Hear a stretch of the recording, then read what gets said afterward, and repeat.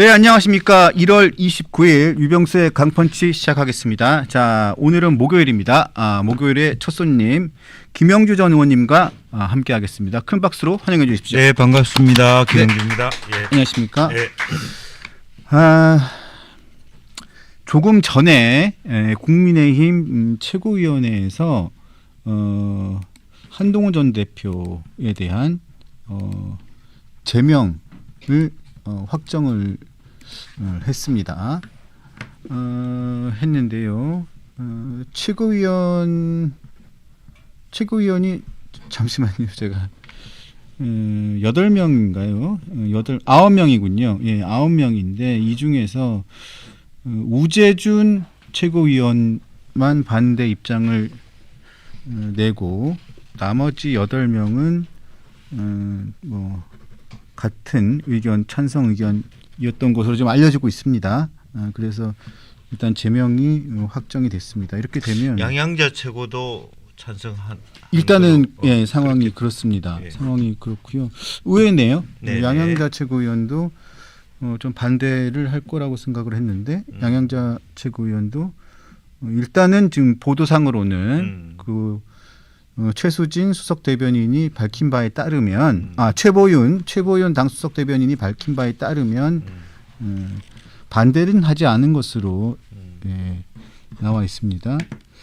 자, 뭐 예상을 어느 정도는 했던 결과이긴 한데 자, 일단 평가를 좀 부탁드리겠습니다. 예, 뭐 우리 벌써 이제 전조가 있었죠. 김종혁 전 최고위원에 대해서 당의 그 입장, 그리고 뭐 최근 그 장동혁 대표가 이제 다시 현장에 돌아와서 서초구에 있는 그 설 민심 현장에서 여러 기자들이 이런 질문을 했습니다. 한동훈 전 대표에 대한 질문을 했을 때 장동혁 대표가 말씀하신 것이 바로 이제 원칙대로 하겠다, 이렇게 규정대로 하겠다 이런 말만 해왔기 때문에 큰 그 입장의 변화가 없이 그동안에 알다시피 많은 분들이 지금이라도 늦지 않았으니까 장동혁, 한동훈 두 사람이 만나는, 그래서 일정 정도 좀 화해의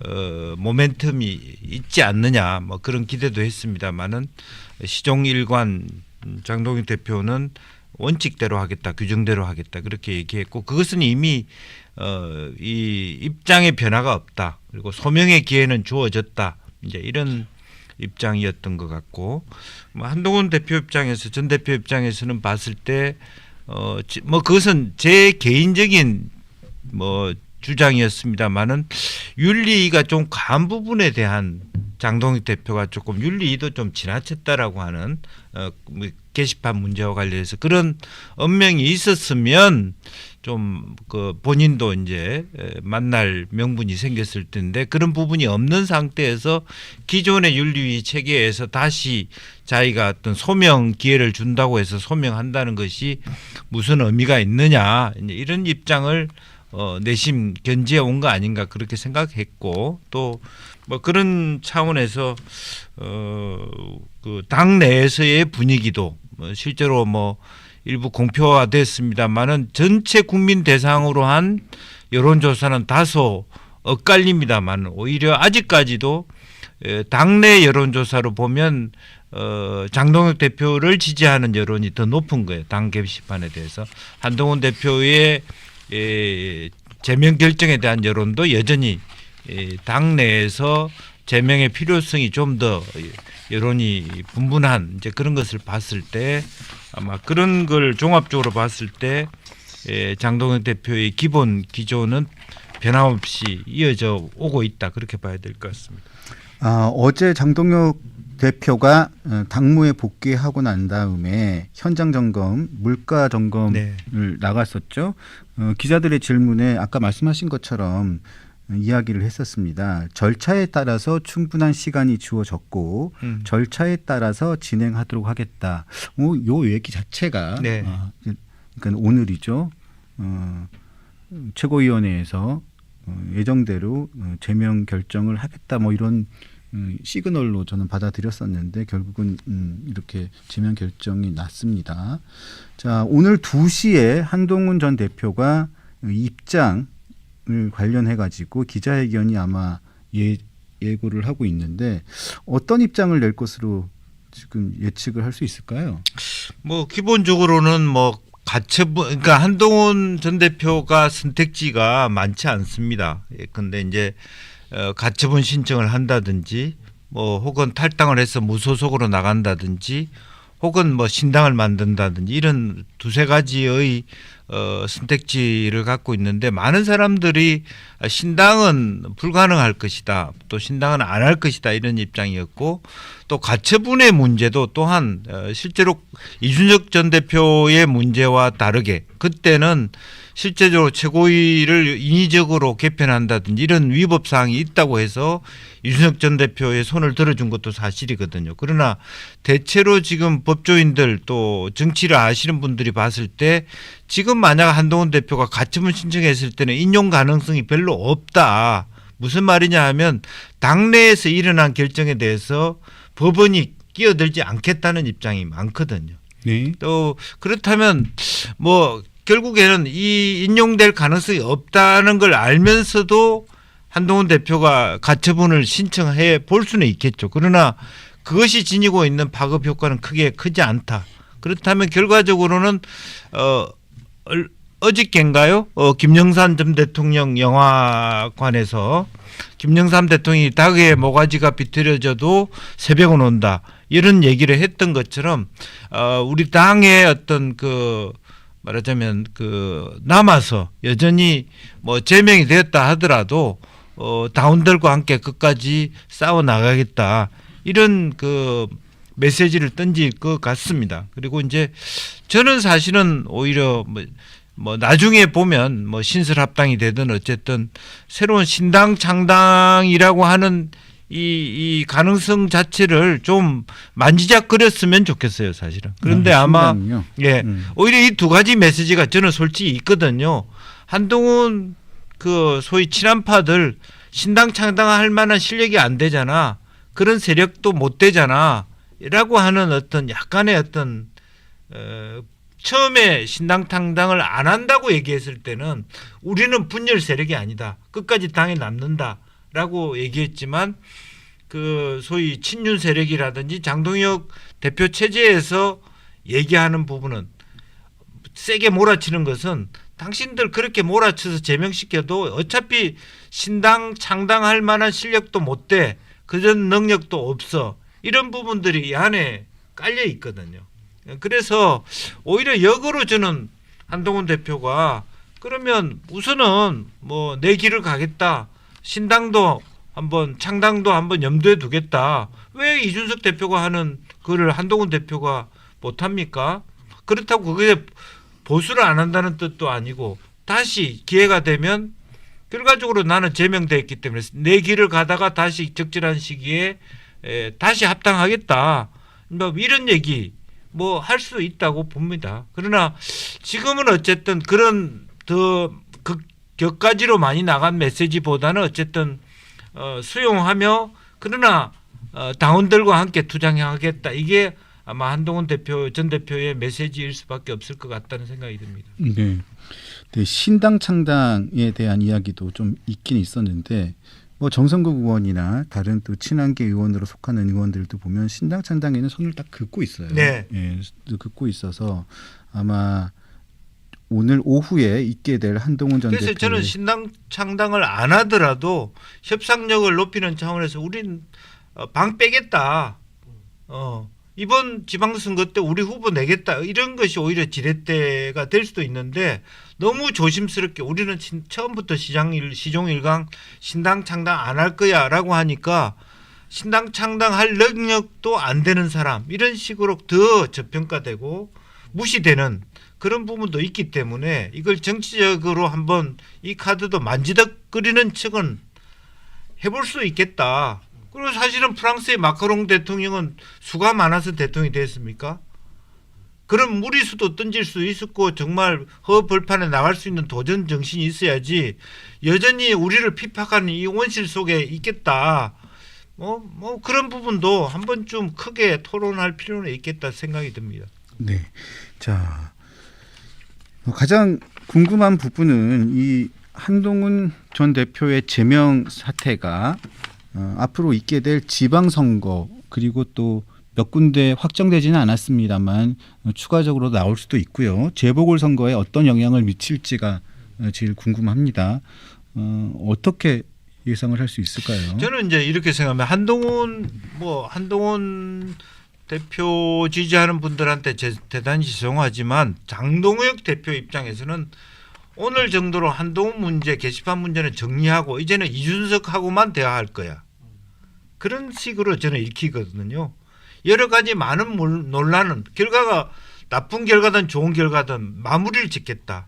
그게 장동혁 대표가 단식을 끝내고 돌아오면서 가지는 태도라고 생각이 됩니다. 그래서 이제는 지방선거 때까지, 왜냐하면 이제 민주당에서 어제 제가 이제 이해찬 전 총리 조문을 갔는데 결과적으로 정청래 대표하고 조국 대표하고 나란히 서서 문상을 받아요. 물론 조정식 의원도 같이 서 있었습니다만은 그런 의미에서 모략 어쨌든 그 여당발 정계 개편 분위기가 그것이 온전하지는 않지만 있다면 야당도 그에 준하는 논의는 필요하다고 보여지거든. 왜냐하면 여당은 모여지는데 야당은 뿔뿔이 흩어지는 모양새. 그건 안 좋기 때문에 아마 자연스럽게 그런 부분이 있을 수 있을 것 같아요. 왜냐하면 국민의힘 내부에서도 당내에서 후보들 간에 이렇게 하면 이길 수 있는 걸 개혁신당 때문에 둘이 경합하다가 어부지리로 민주당이 더 유리한 고지인데 더 가져가는 그런 구도가 된다라고 하는 것은 매우 큰 공포, 후보자들한테는 공포이기 때문에 이제 그래서 한동훈 측 세력과의 어떤 지방선거에 대한 영향력보다는 이것은 미비할 것이고 앞으로 이준석 대표하고 장동혁 대표가 어떻게 마주보고 갈 것이냐 따로 갈 것이냐 이것이 더 중요한 의제가 될 것이다. 그렇게 보여집니다. 네. 자, 그러면 정당 차원의 문제는 조금 있다가도 추후에 다시 한번 논의해 보기로 하고요. 일단 한동훈 전 대표가 어떤 선택을 할 것인가 이것도 좀 궁금합니다. 자, 여러 평론가들도 예상을 좀 하기도 했고 또 한동훈 전 대표 측근들도 이야기를 하고 있는 부분들이 있는데 자, 보궐선거 출마 얘기가 솔솔 나옵니다.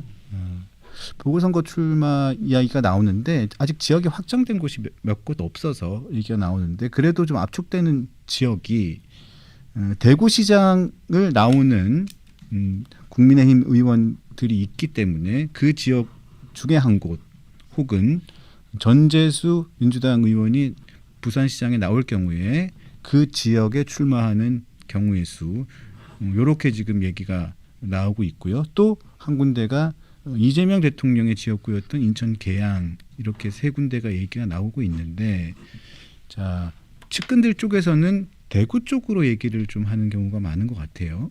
네. 어떻게 보십니까? 우선은 이제 이런 상황에서 무소속으로 나오는 부분에 대해서 과연 한동훈 대표가 어떻게 생각할 거냐.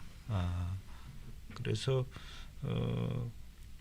안 나올 수도 있다라는 생각도 들고요. 그러나 만약 나온다라면 대구를 선택할 수밖에 없지 않겠느냐. 대구요. 예, 예. 보수의 심장 안에서 배지를 달므로써 후광 효과를 가질 수 있죠. 대구 시민들이 한동훈을 받아주었다라고 하는. 그리고 또 하나는 이제 지역적으로 보면 전재수 전 장관 지역구는 사실은 과거로 보면은 노무현 대통령 시절부터 이렇게 민주당이 어렵사리 텃밭을 갖고 왔던 곳입니다. 그래서 당선 가능성 입장에서도 반반밖에 안 되거든요. 그리고 부산 민심이 지금 호락호락하지 않습니다. 한동훈에 대하여 국민의힘에 대해서 지금 냉랭합니다. 지금 전재수 위원장이 지역구가 구포거든요. 구포 바람이 쌀쌀합니다. 그런 부분에 대해서 굳이 왜 부산을 가야 되나 이제 이런 거고 아마 한동훈 대표의 성향으로 보면 왜 내가 대구 가야지 왜 내가 인천 가야지 그렇게 얘기할 수도 있어요.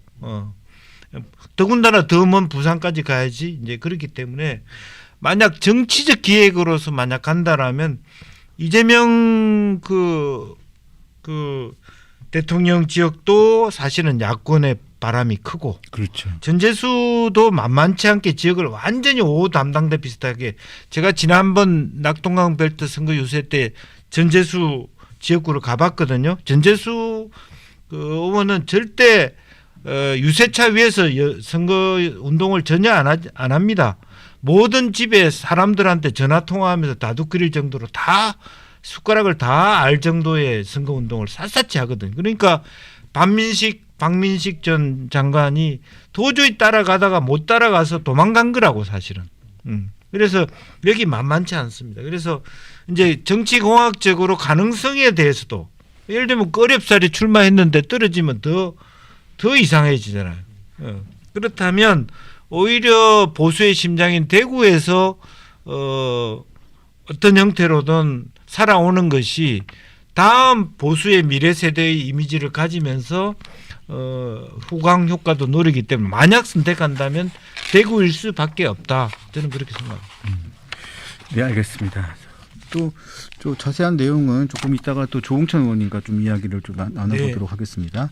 자, 관세 협상 부분을 좀 이야기를 나누도록 하겠습니다. 자, 트럼프 행정부가 한국에다가 우리나라의 25% 상호 관세, 자동차 관세 재부과하기로 선언을 했죠. 그리고 트럼프 대통령은 뭐 협상의 여지가 있는 것처럼 이야기를 했는데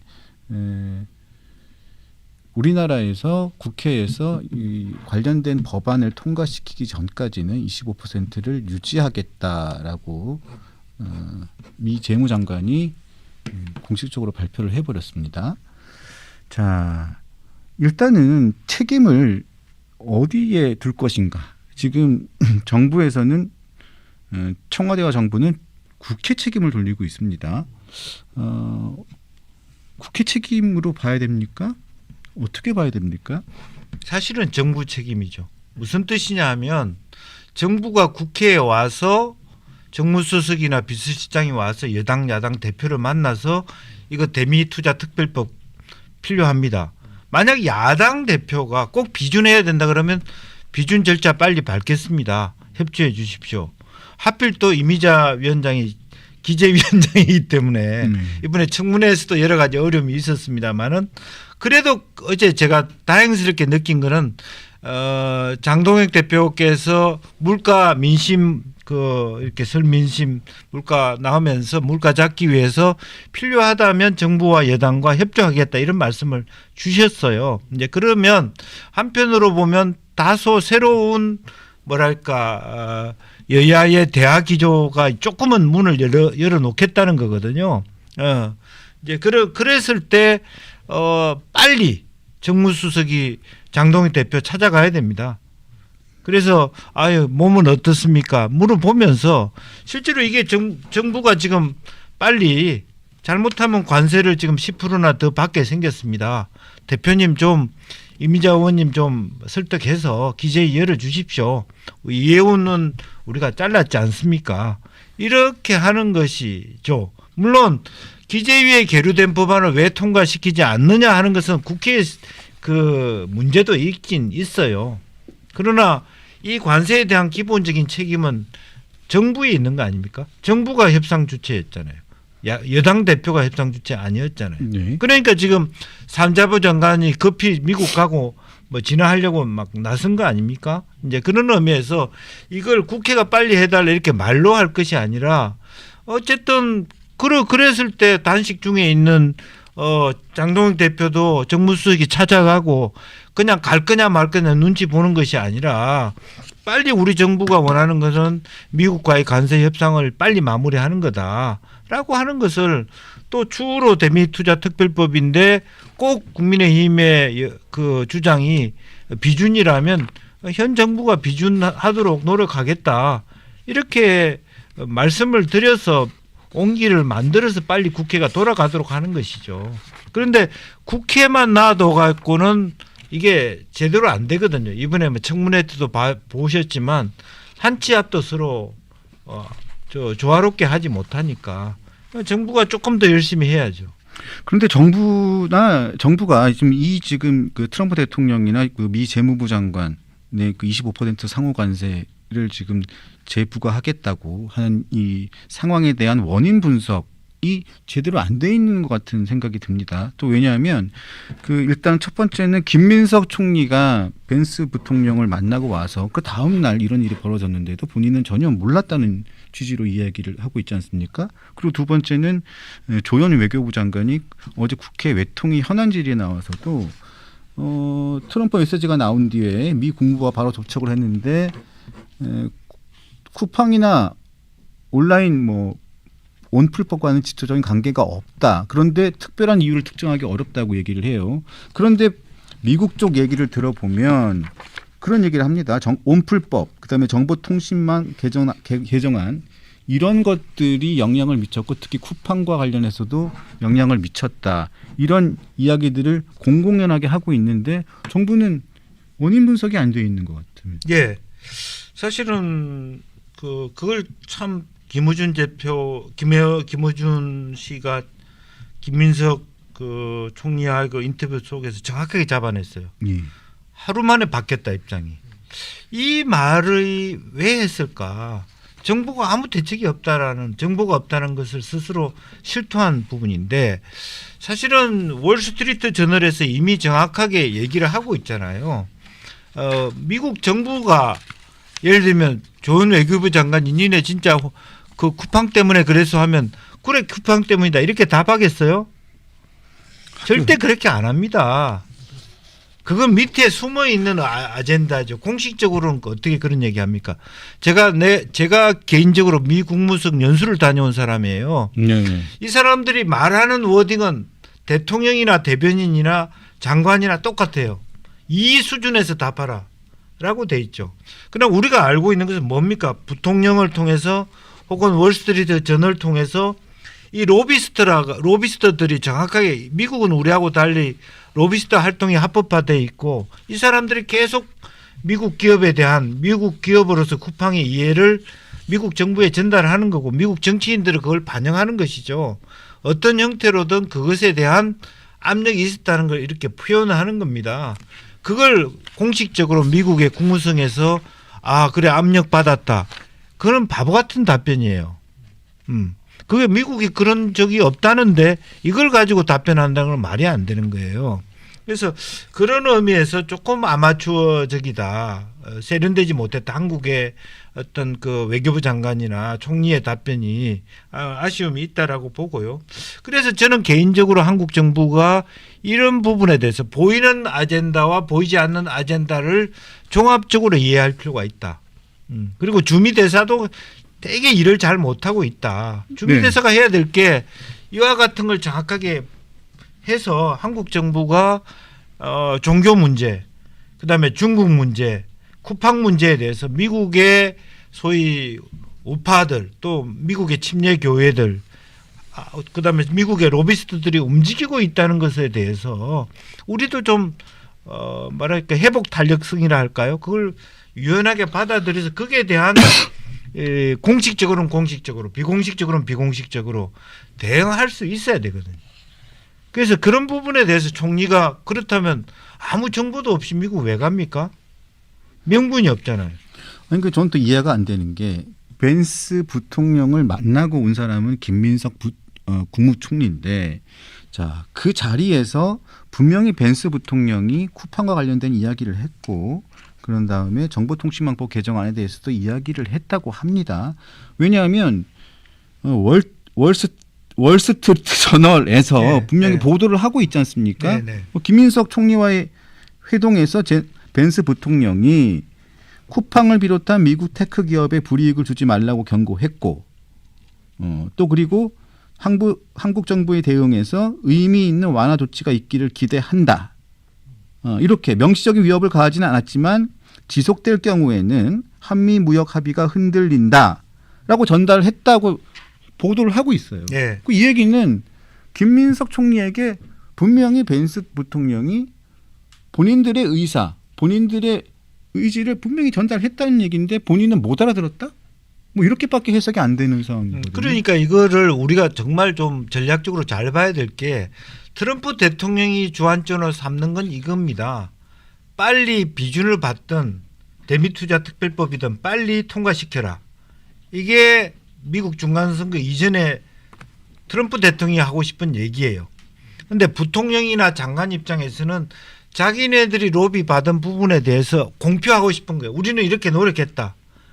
핵심적으로 보면 결과적으로는 쿠팡 문제 굳이 안 해도 돼요.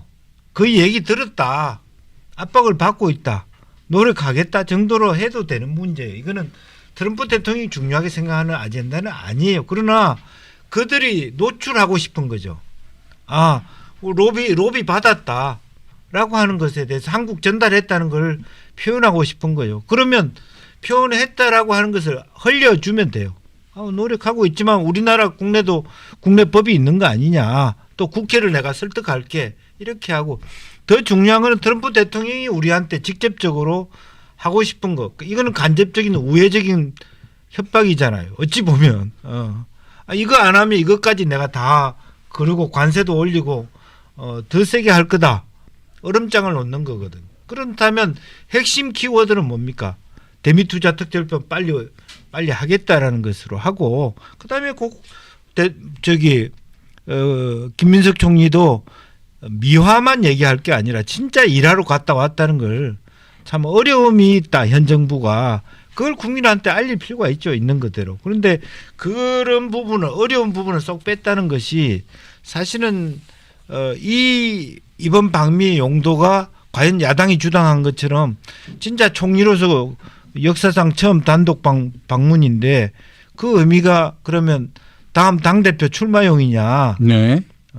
이런 부분에 대한 공격을 받을 수밖에 없는 처지이다는 거죠. 네. 자, 자연스럽게 이어가 보겠습니다. 김민석 총리 그 당대표용으로 미국을 갔다 왔는지 좀 의심스럽기도 합니다. 왜냐하면 다녀와서 본인이 자랑을 했잖아요. 부통령과 한 라인을 개설했다. 전화번호도 받아왔다. 이렇게 전화번호까지 흔들고 한 모양이던데 모 방송에서. 그런데 아무 무용지물이 된 거잖아요. 자, 그런데 이해찬 전 총리 장례식에서 정청래 현 대표, 김민석 총리 그리고 조국 대표 이렇게 세 사람이서 상주 노릇을 하고 있다고 하던데 네. 어제 다녀오셨죠? 네네. 보셨습니까? 그래서 제가 갔을 때는 그 정청래 대표, 조국 대표, 그다음에 조정식 의원이 이렇게 있었고 김민석 총리는 안 보였어요. 물론 이제 안에 들어가서 유가족들과 함께 있을 수도 있고 잠깐 자리를 비울 수도 있어서 제가 이제 가서 한 30분 있다 왔는데 그 기간 동안에는 김민석 총리는 안 계시더라고요. 그리고 사실은 총리가 굉장히 국가가 일이 막중한데 계속 빈수를 지키는 것도 사실은 좀 과한 행동이죠. 이제 틈틈이 시간 나는 대로 총리 공간이 멀지 않으니까 이제 볼 수 있을 거라고 보여지는데 어쨌든 어제 저는 못 봤습니다. 근데 조국 대표는 왜 가 있는 겁니까? 조국 대표는 이해찬 총리하고 가깝다고 느끼고 이해찬 키즈라고 생각하니까. 본인이요? 예. 무슨 관계가 있다고요? 옛날에 이제 그 이해찬 전 총리가 광장이라고 하는 그 네. 모임을 가졌을 때 또 광장이란 잡지 책 같은 걸 만들었어요. 네. 그때 사법 계획과 관련해서 많이 이렇게 이해찬 대표가 좀 조국 대표를 좀 좋아했던 것 같고 아꼈던 것 같아요. 그리고 저도 제 개인적으로 제가 조국이라는 사람을 만나게 된 배경도 이해찬 총리 때문입니다. 아, 그렇습니까? 예, 예. 그래서 제가 모르는 저는 그때 있군요. 그냥 서울대 교수였을 때 조국이 만났는데 둘이서 만나고 난 다음에 저한테 먼저 자기 그 인사가 왔더라고요. 그래서 내가 정치인이 아니고 네가 정치인이구나. 예. 벌써 정치인들이 먼저 이렇게 건네잖아. 당신 만나서 반가웠다. 잘 지내보자. 저는 조국에 대해서 서로 연락처도 교환하고 통성명 했지만 제가 문자를 먼저 보내지는 않았는데 저녁 때 조국 그 교수가 먼저 내한테 문자를 보냈더라고요. 그런 거 보면서 아, 이 사람은 정치의 뜻이 있구나 그런 걸 느꼈습니다. 그런 역량판을 만들어준 게 이해찬 총리니까 뭐 그런 생각을 가지고 또 하나는 이 소위 그 조문 정치라고 하지 않습니까? 뭐 상가에서 많은 정치를 하는 건데 이 계기에 어쨌든 조국 혁신당도 이 큰 민주당 흐름 속에 소위 뭐 과거에 그런 용어가 있었죠. 꼬마 민주당 정도의 포지션을 차지하고 싶다. 네. 이게 끝까지 지방선거까지 살아남을지 흡수될지 뭐 그거는 모르겠으나 이제 그런 모멘텀이 될 수도 있겠다는 생각이 듭니다. 네, 알겠습니다. 자, 그리고 저기 그 김어준 씨가 여론조사 업체 꽃에 서울시장 후보 지지율 조사를 하면서 김민석 총리를 계속 넣고 있습니다. 그런데 네. 김 총리는 김총리실 공식 입장을 통해서 불쾌하다, 빼달라라고 하는데 김어준 씨가 그건 내 마음이야. 네. 왜 넣고 빼는 건 내 마음이지. 근데 이게 정치적 의도가 있는 거라고 보십니까? 그 있죠. 김 총리가 굉장히 곤혹스러워요. 왜냐하면 여론조사에서 김 총리가 1등 한다면 빼달라고 했겠습니까? 그렇죠. 지금 3등 해요. 그러니까 곤혹스러운 거죠. 왜냐하면 김 총리는 이미 서울시장 출마를 안 한 것으로 대부분의 서울 시민이 알고 있어요. 그러니까 여론조사에서 이미 배제된 여론조사를 당하고 있는 거예요. 그러니까 사실은 1등, 2등이 될 수 있는데 3등으로 내려와 있거든. 왜냐하면 응답자조차도 이 사람은 서울시장 나갈 사람이 아니기 때문에 정은호 선동구청장이나 박주민 의원한테 손이 간단 말이에요. 누가 될까.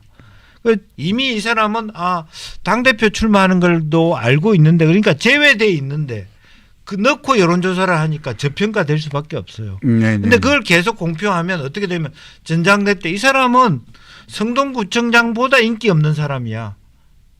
그렇게 해석할 수 있죠. 네. 왜냐하면 앞으로 말하자면 정청래 대 김민석 이렇게 됐을 때 김민석의 무게감을 줄이려고 하는 의도가 다분히 있다. 미리미리 힘을 빼는. 예. 네. 그리고 이제 뭡니까? 폄훼할 수도 있죠. 정은호한테도 뭐 박주민이한테도 지는 사람이 우리 당 대표 될 수 있겠어?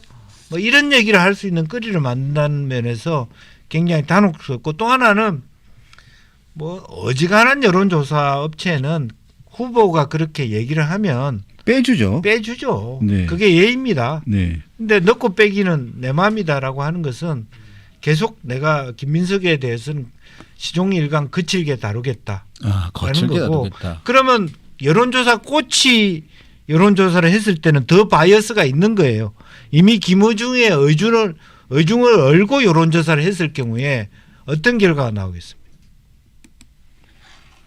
네, 알겠습니다. 자, 오늘은 여기까지 말씀을 듣도록 하겠습니다. 지금까지 김영주 의원님과 함께했습니다. 감사합니다. 네, 감사합니다. 네.